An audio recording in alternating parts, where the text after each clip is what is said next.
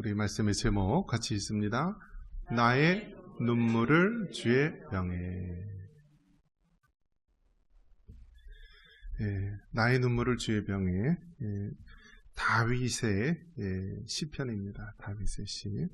특별히 그 부제를 보면은 다윗이 가드에서 블레셋인에게 잡힌 때라고 말씀하고 있습니다.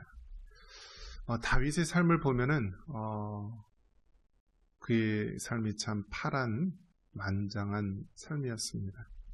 우리 어른들 보면은 이 전쟁을 땅에서, 산에서, 공중전, 수중전, 바닷속까지 인생을 살면서 전쟁과 같은 험난한 삶을 살았다라면서 표현을 하는데요. 이 다윗의 삶이 그와 같았습니다. 다윗을 보면은. 그래서 다윗을 보면은 어렸을 때는 아버지 밑에 또 형들 밑에서 살았는데 인정을 받지 못한 그런 아들의 모습으로 비춰지죠. 사무엘 선지자가 다윗의 아버지 이새를 통하여 자네들을 다 데리고 오라라고 했을 때 다윗은 데리고 오지를 않았습니다. 이 바깥에서 양떼를 치는 그런 일들을 하고 나중에 이제 불림을 받아서 이제 기름 부음을 받게 되죠. 또 이 골리앗 목동 시절에 아버지 심부름을 따라 전쟁터에 갔는데 블레셋 사람 그 거인 골리앗이 살아계신 하나님을 또 비방하고 또 그러한 상황 가운데 있을 때 다른 많은 사람들이 두려움에 떨 때 다윗이 소년 목동 다윗이 물맷돌을 들고 거인 골리앗에게 달려가서요 그 물맷돌을 던져서 승리하는 장면. 그리고 그 이후에 찬양하는 자로서 또 이스라엘의 군대 장군으로서 서게 되고 나중에는 가장 높은 자리인 이스라엘의 왕으로서 살아가게 됩니다. 그런데 그 왕으로 있을 때에 우리아의 아내 밧세바를 범하게 되고 간음죄와 살인죄를 범하게 되고 결국 그의 인생에 있어서 또 나락을 걷게 됩니다. 그래서 자신의 그 자녀들끼리 서로 싸움이 일어나고 이복 형제들끼리 칼부림이 나고 죽고 그리고 자기가 가장 사랑했던 압살롬이 또 쿠데타를 일으켜서 다윗이 왕궁을 아주 비참한 모습으로 떠나게 되고 결국 그 모든 인생의 삶을 보면은 다윗의 삶은 굉장히 굴곡도 많았고 파란만장한 삶을 살았던 인물입니다. 오늘은 특별히 이제 다윗이 가드에서 블레셋인에게 잡힌 때인데 이때는 다윗이 이스라엘의 장군으로서 많은 승리를 거두니까요. 그 당시 이스라엘 왕이며 또 장인어른이었던 이제 사울이 그 다윗을 죽이려 하죠.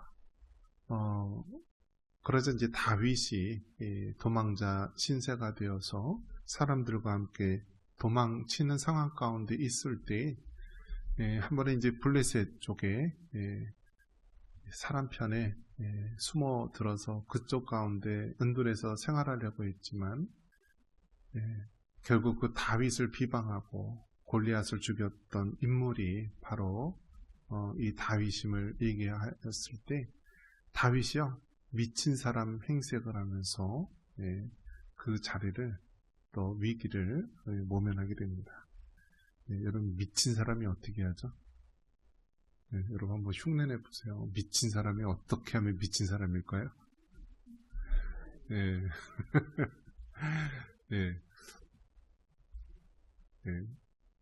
이 다윗이 얼마나 용맹하고 또 얼마나 또 지혜롭고 똑똑하고 전략이 많고 그런 사람입니까? 그런데 그 위기의 순간에 닥쳤을 때 미친 사람 흉내를 내는 거예요. 침을 치질 흘리고 막 헛소리를 하면서 몸을 막 벽에다 긁고 아마 정말 확실하게 저 사람 미쳤다라고 할 정도로 그런 행동을 했을 것입니다. 생명을 부지하기 위해서, 그 위기를 모면하기 위해서 때로는 정말 미친 사람이 되어야 되고 침을 흘리고 다른 사람의 모멸감을 받는 그런 자리에까지 가야 했던 것이 바로 이 다윗의 모습입니다.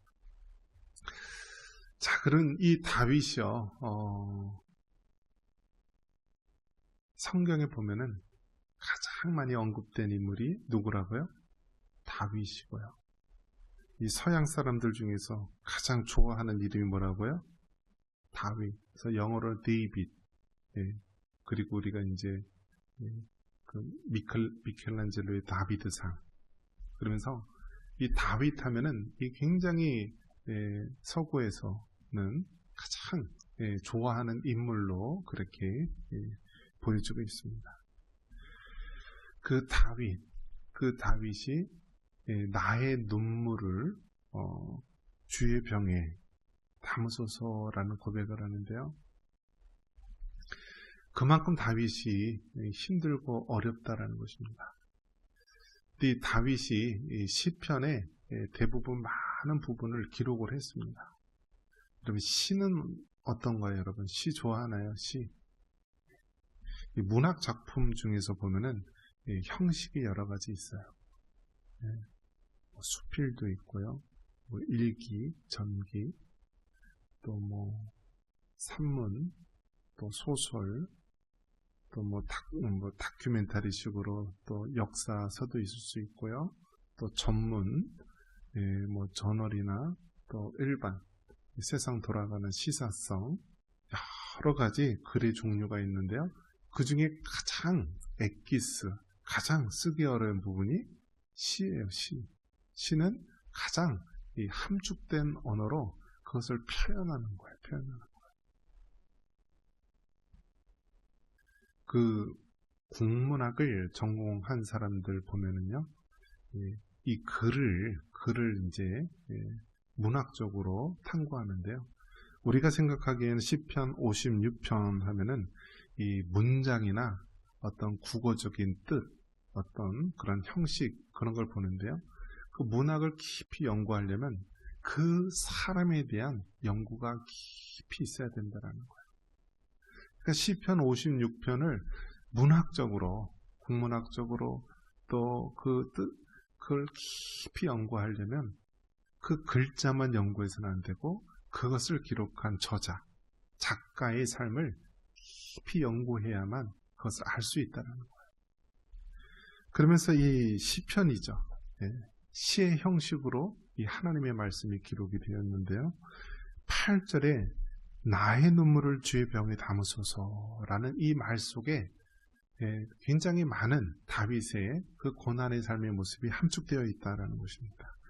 우리 먼저 1절을 한번 보겠습니다. 1절, 자 56편 1절, 하나님이여 내게 은혜를 베푸소서, 사람이 나를 삼키려고 종일 치며 압제하나이다.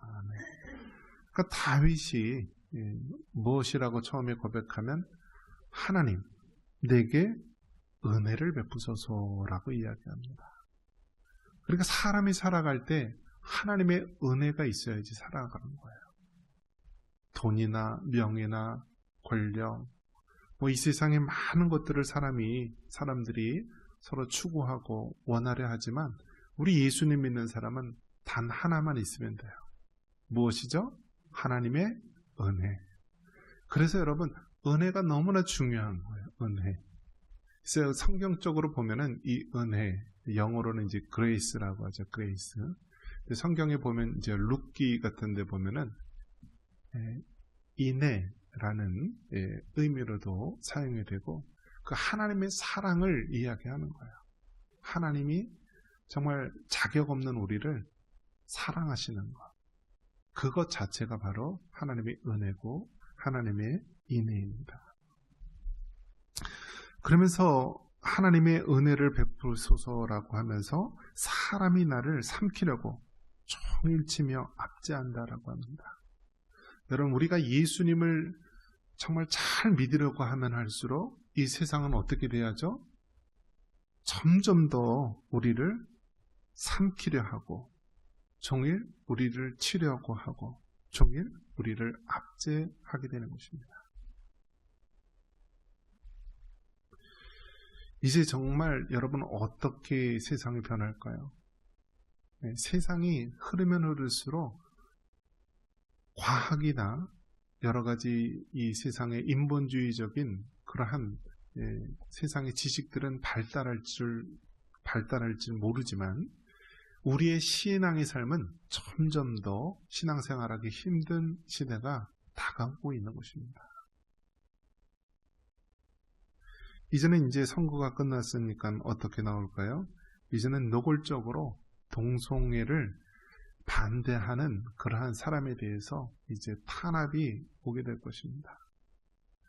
이제는 이제 차별 금지법, 여러 가지 악법을 만들어 놓고요.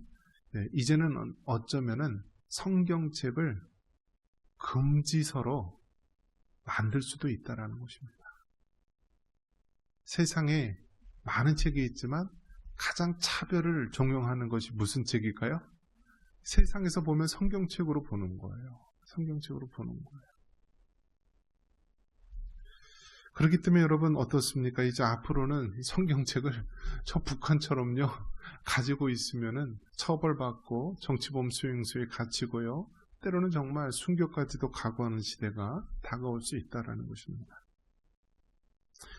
다윗이 정말 그 자신의 삶을 돌아볼 때 그처럼 사람들이 자신을 삼키려 하고 자신을 치고 종일 압제하는 그런 상황을 이야기합니다.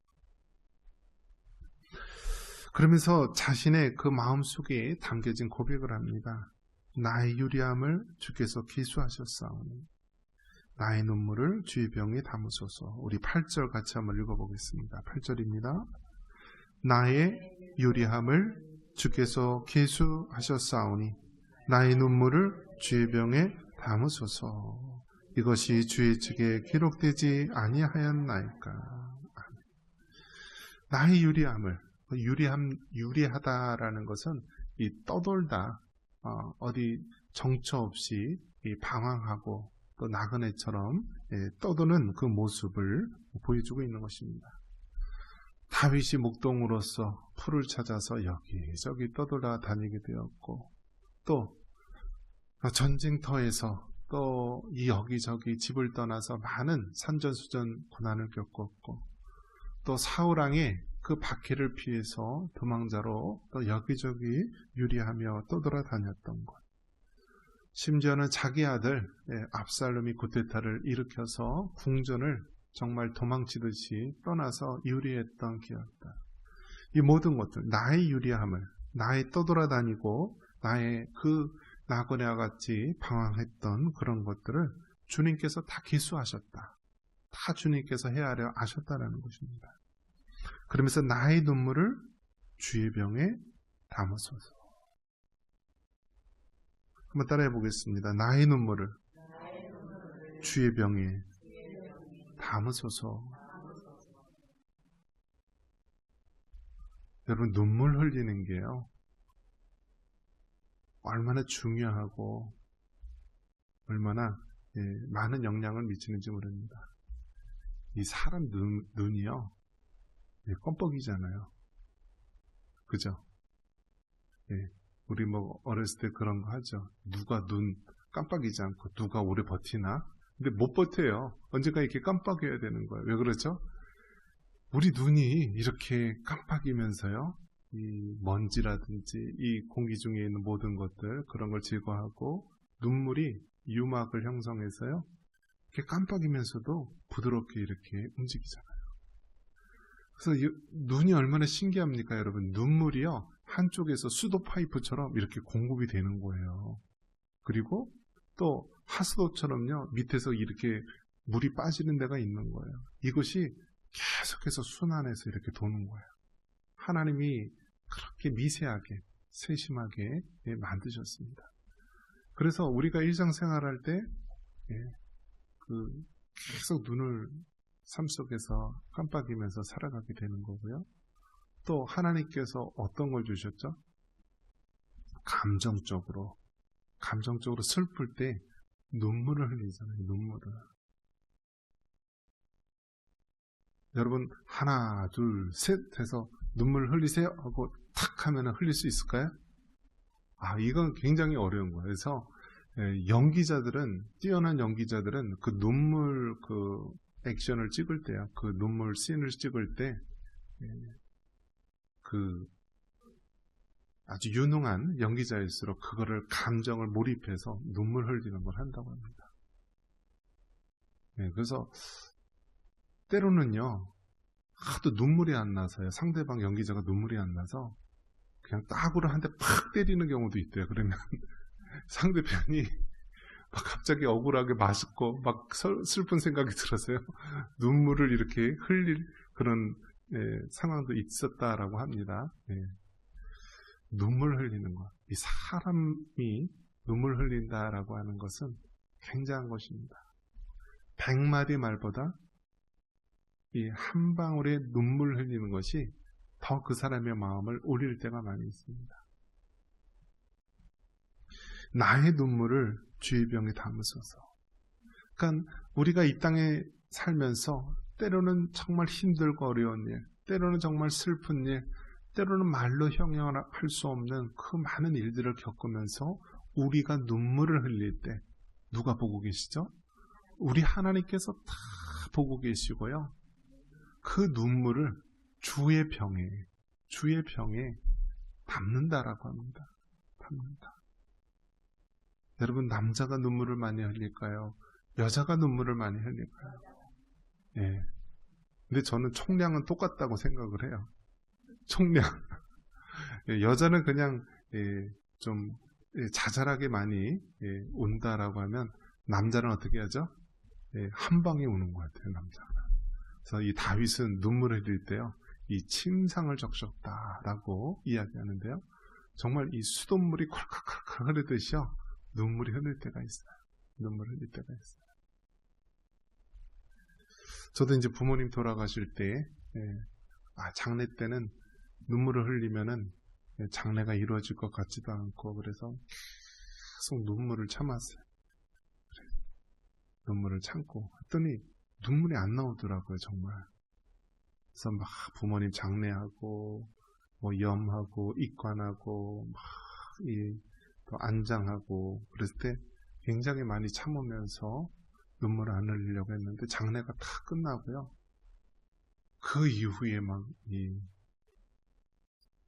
이제 눈물이 나기 시작하는데요.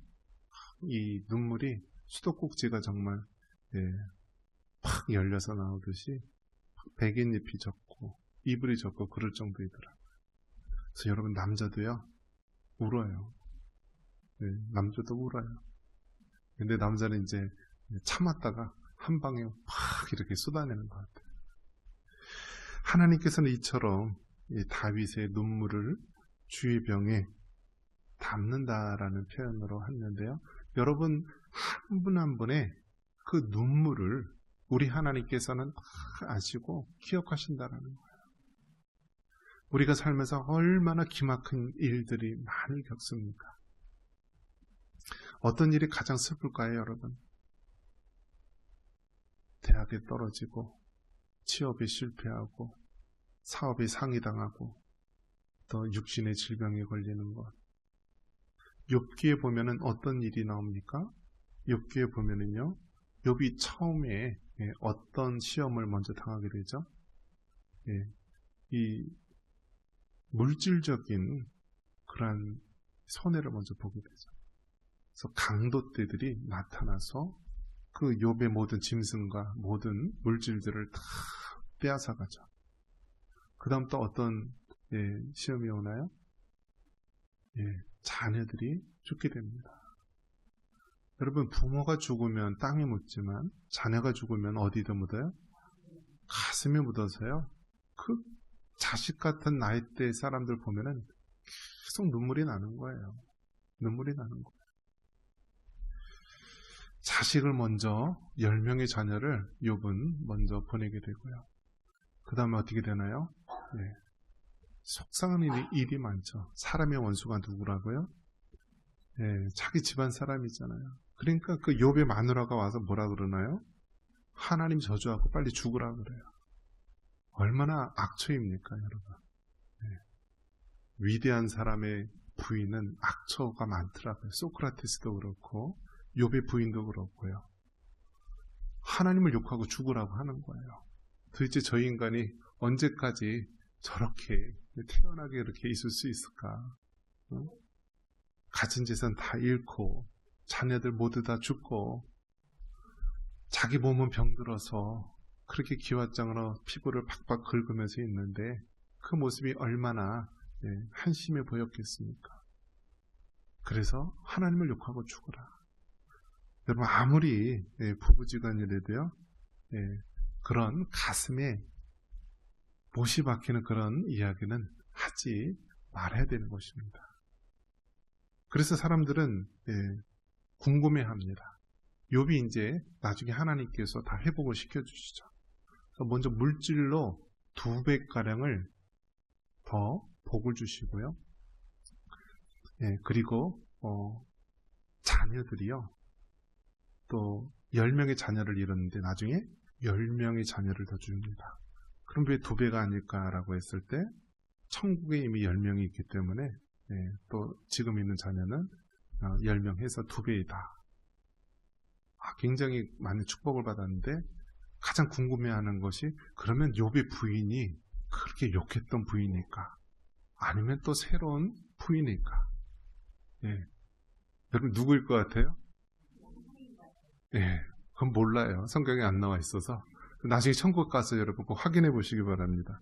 10명의 자녀를 나중에 더 주셨는데 그게 본부인인지 아니면 하나님께서 어떻게 하셨는지 그건 모르겠는데 어쨌든 사람의 원수가 자기 집안 식구라고 가장 가까이 있는 사람이 그렇게 힘들게 했던 것입니다. 그리고 자신의 육신의 질병 누가 뭐라고 그래도요 자기 몸에 아픈 거 몸의 질병이요 누가 제일 괴롭냐면 나 자신이 괴로운 거예요. 나 자신이.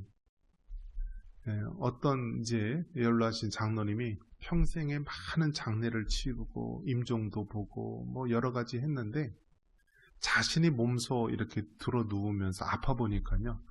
아이고 그 나이 든 성도가 그렇게 돌아가실 때 자신처럼 그렇게 아팠겠구나.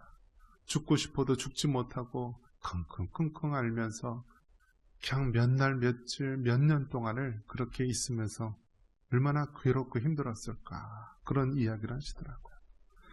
결국 그러한 고난과 힘든 것들 나의 눈물을 주의 병에 담으소서라는 다윗의 고백은 결국 우리가 이 험한 세상을 살아가는 우리의 고백이기도 합니다. 그러면서 결국 여러분 우리는 하나님 앞에 서운한 것을 드리면서 우리의 삶을 살아가시기 바랍니다. 우리 12절과 13절 같이 한번 읽어보겠습니다. 하나님이여 내가 주께 서운함이 있사온즉 내가 감사제를 주께 드리리니 주께서 내 생명을 사망에서 건지셨음이라. 주께서 나로 하나님 앞 생명의 빛에 다니게 하시려고 실족하지 아니하게 하지 아니하셨나이까. 아멘. 여러분 하나님께 서운한 것이 있으면은요 하나님 앞에 다 드리면서 감사로 영광 돌릴 수 있기를 바랍니다. 그러니까 사람 마음이 간사해요. 간사해요. 화장실 들어갈 때하고 나올 때 마음이 다르죠. 간사해요. 간사해요. 결혼하기 전에는 어때요? 별을 따고 달을 따서 다 줄 것처럼 하는데 결혼하고 나서 어때요? 참 사람의 원수가 되잖아요. 사람의 원수가. 자, 이처럼 사람이 마음이 달라요. 그런데 중요한 것은 하나님 앞에 여러분 서운한 것들이요. 사람은 잊을지 모르지만요. 하나님은 다 기억하고 있어요. 다 기억하고 있어요. 그래서 여러분 하나님 앞에 기도하고 하나님 앞에 서원하고 하나님 앞에 다짐한 거요. 여러분 다 이루시기를 바랍니다. 다 기억을 해요. 야곱이 베델에서 돌베개를 베고 자면서요. 하나님, 내가 다시 아버지 집으로 이렇게 돌아오게 되면은요, 내가 하나님 앞에 예물도 드리고 헌금도 드리고 감사제로 하면서 서원을 합니다. 그런데 그 야곱이 삼촌 라반의 집에서 20년간 있으면서요, 아주 많은 재산과 또 뭐 가족을 이루면서 돌아오는데요, 하나님 앞에 서원한 것을 잊었어요. 그러니까 어떻게 하나요?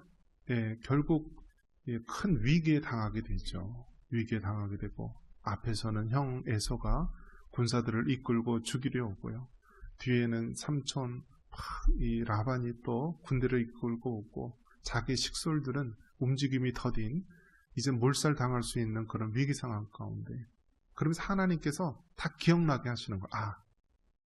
내가 하나님 앞에 과거에 서원했었지.